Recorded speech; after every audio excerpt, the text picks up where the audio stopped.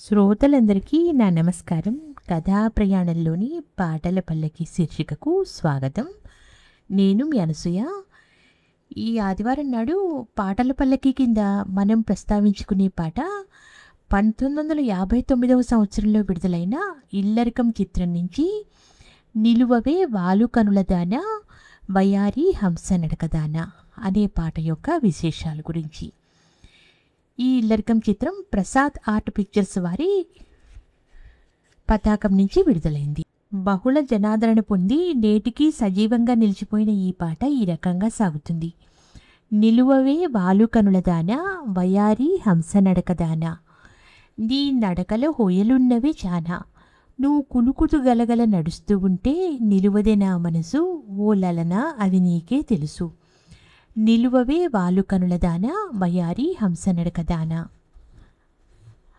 ఎవరని ఎంచుకొనినావో పరుడని భ్రాంతిపడినావో సిగ్గుపడి తొలగేవో. నిలువవే వాలు కనులదాన. ఈ పాటను కూడా కొసరాజు రాఘవయ్య చౌదరి గారే రాశారు. ఘంటసాల పాడిన ఈ పాటను యమునతో కలిసి అక్కినేని అభినయించారు. ట్యూన్ పరంగా పూర్తి జానపద సరళిలో సాగిన ఈ పాట అక్కినేని, ఘంటసాల, కొసరాజు, చలపతిరావు కాంబినేషన్కి ఓ సదుపమానంగా నేటికి నిలిచిపోయింది. ఈ పాట వినగానే ఇది కథానాయకుని స్థాయికి తగదని, తీసేయమని, కావాలంటే ఆ పాట కోసం ఎంత ఖర్చయిందో అంతా భర్తీ చేస్తానని అప్పట్లో అక్కినేని అన్నారట. కానీ దర్శకులు టి ప్రకాశరావు తదితరులంతా ఈ పాట బాగా వస్తుందని తమకు నమ్మకం ఉందని చెప్పి ఆయనను ఒప్పించారట.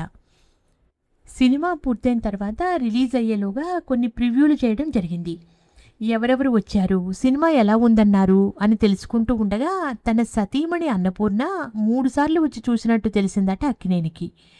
ఇంటికి వెళ్ళి 3 సార్లు వెళ్ళేటంతగా సినిమాలో ఏమి ఆకర్షించింది అని అడిగితే ఆవిడ నిలువవే వాలు కనులదాన పాటని ప్రశంసించారట.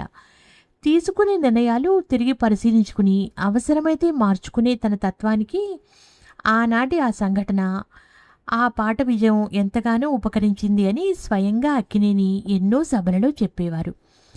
ఆ సినిమాని మళ్ళీ ఎప్పుడైనా చూడడం తటస్థిస్తే జాగ్రత్తగా ఆ పాటని గమనించండి. తను కాదన్నా తనను బలవంతంగా ఒప్పించారన్న అసంతృప్తి కానీ, ఏదోలా చేసేసి చేతులు దులిపేసుకుందాంలే అనే ధోరణి కానీ అక్కినేని అభినయంలో రవ్వంత కూడా కనిపించదు. అంకిత భావంతో కూడిన వృత్తి ధర్మానికి ప్రతీకగా తన తత్వాన్ని తీర్చిదిద్దుకున్నారు కనుకనే నేటికి పరిశ్రమలో ఆయన స్థానం పతాక స్థాయిలో ఉంది అనిపిస్తుంది. ఇక సన్నివేశాల నేపథ్యంలో వినిపించే సంగీతానికి సంబంధించినంత వరకు గమనించవలసిన అంశం ఒకటి చిత్రంలో. వీడియో దొరికినప్పుడు కానీ, ఛానల్స్లో ప్రసారం అవుతున్నప్పుడు కానీ, లేదా పాత సినిమాలు మళ్ళీ థియేటర్లలో ఆడే మంచి రోజులు వచ్చినప్పుడు కానీ జాగ్రత్తగా చూడండి. టైటిల్స్ చూపిస్తున్నప్పుడు సంగీత దర్శకునిగా టి చలపతిరావు పేరు రాగానే అంతవరకు వినిపించిన వాద్య సంగీతం ఓ మలుపు తీసుకుంటుంది. అక్కడి నుంచి వినిపించే వాద్య సంగీతాన్నే ఈ చిత్రంలో అక్కినేని నాగేశ్వరరావుకి గుమ్మడి తన మైకా ఫ్యాక్టరీని చూపిస్తున్నప్పుడు ఉపయోగించారు. ఆ మ్యూజిక్ని గుండెల్లో బలంగా ముద్రించుకుని భద్రపరుచుకుని 1973లో శోభన్ బాబు, వాణిశ్రీ హీరో హీరోయిన్లుగా నటించిన మైనర్ బాబు అనే చిత్రాన్ని చూడడం తటస్థించినప్పుడు మనసులో రీకాల్ చేసుకోండి.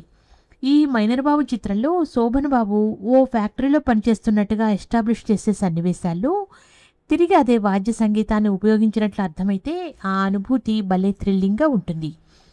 కారణం ఏంటంటే ఇల్లరికంకి దర్శకత్వం, సంగీత దర్శకత్వం వహించిన తాతినేని ప్రకాశరావు, తాతినేని చలపతిరావులే మైనర్ బాబుకి కూడా దర్శకత్వం, సంగీత దర్శకత్వం నెరపడమే. ఎన్నో కథల సమ్మేళనం సినిమా. దాన్ని నిర్మించడం చాలా పెద్ద కళ. ఆ కళలను స్వీకరించవలసిన పద్ధతిలో స్వీకరించి మనలో ఏ ప్రతిభ ఉందో ఆ ప్రతిభకు దోహదపడేటట్లుగా నిరంతరం మెరుగుపెట్టుకుంటూ తద్వారా గ్రహించిన విషయాలను, విశేషాలను సహృదయులతోనూ రసహృదయులతోనూ పంచుకుని పెంచుకోవడమే ఈ విశ్లేషణ లక్ష్యం. అందుకు తోడ్పడిన చిత్రాలలో ఈ ఇల్లరికం ఒకటి. అందులో మనం ముచ్చటించుకుంటున్న ఈ నిలువవే వాలు కనులదాన వయారి హంస నడకదాన అనే పాట ఒకటి. వచ్చేవారు మరో మంచి గీతం యొక్క నేపథ్య విశేషాలతో మీ ముందుంటాను. అంతవరకు సెలవు. నమస్కారం.